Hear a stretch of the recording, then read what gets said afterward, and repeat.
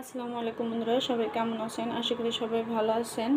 তো আমার আজকের রেসিপি টক ঝাল মিষ্টি আমের আচার। তো এখানে পাকা আম কাঁচা আম দুটোই নিয়ে নিয়েছি একসাথে। তো পাকা আম কাঁচা আম দুটো দিয়েই আচার তৈরি করব। এখানে নিয়ে নিয়েছি একটা মশলা তৈরি করার জন্য, এখানে ধনিয়া নিয়ে নিয়েছি, এখানে মিষ্টি সস নিয়ে নিয়েছি, আর নিয়ে নিয়েছি কয়েকটা কাঁচামরিচ, আর এখানে নিয়ে নিয়েছি রসুন কুচি।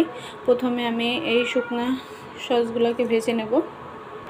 তো চুলাতে একটা প্যান বসিয়ে দিয়ে দিয়েছি। প্যানে এবার শুকনো মরিচগুলোকে প্রথমে একটু টেলে নেব।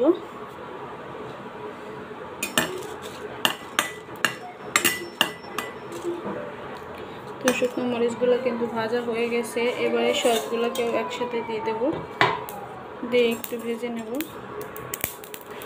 সসটা ভাজা হয়ে গেছে, নামিয়ে নেব। তো সসটাকে নামিয়ে নিয়েছি। এবার চুলাতে দিয়ে দেবো তেল পরিমাণ মতো।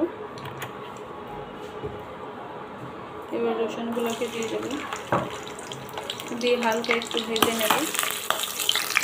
তো রসুন কিন্তু অনেকটাই ভাজা হয়ে গেছে। এবার মরিচগুলোকে দিয়ে দিলাম। শুকনো মরিচটা আমি মাঝখান থেকে ছিঁড়ে দিচ্ছি। এবার এখানে পাঁচফোড়ন দিয়ে দেবো। পাঁচফোড়নটা দিয়ে এবার আমগুলোকে দিয়ে দেবো। আমি কিন্তু আমগুলোকে দিয়ে দিচ্ছি।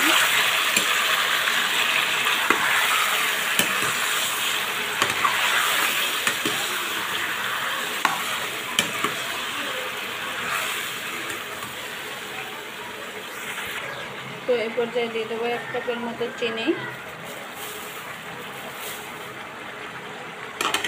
চিনিটাকে দিয়ে একটু নেড়ে দেবো। এখানে এক্সট্রা কোনো পানি ব্যবহার করব না। চিনি থেকে যে পানিটা উঠবে এটাতে কিন্তু আচারটা হয়ে যাবে। এবার ঢেকে দেবো আমটা সেদ্ধ হওয়ার জন্য।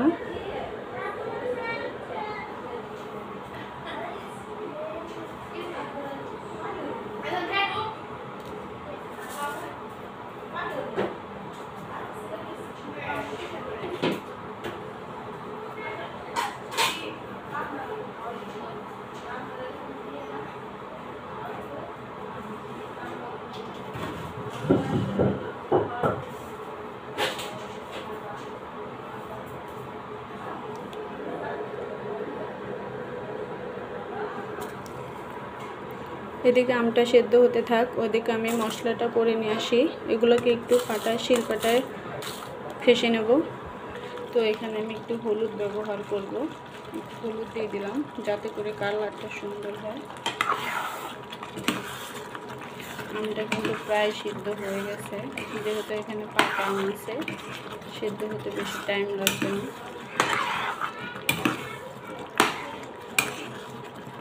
তো আর একটু সেদ্ধ করে নেব। তো আমার আচারটা কিন্তু প্রায় হয়ে আসছে।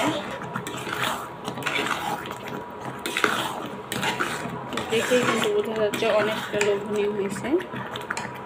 যেহেতু টক ঝাল মিষ্টি আচার, এই কারণে ঝালটা একটু বেশি দেবো। এই যে মশলাটা করে রাখছি, মশলা পুরোটা দিয়ে দিলাম, দিয়ে একটু নেড়ে নেব।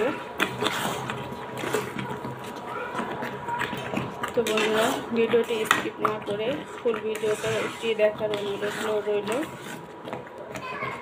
তো বন্ধুরা, ভিডিওটি স্কিপ না করে ফুল ভিডিওটি দেখার অনুরোধ রইল।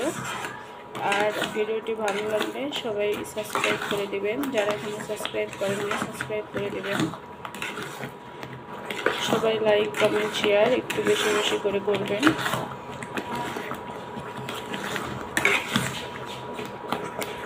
তো আমার আচারটি রেডি হয়ে গেছে।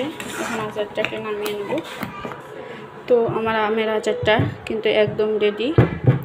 তো এখানে আরেকটা কথা বলি, আমি যে 1 কাপ চিনি দিয়েছিলাম তার থেকে কিন্তু একটু বেশি লাগছে চিনিটা, কারণ আমটা অনেকটাই টক ছিল।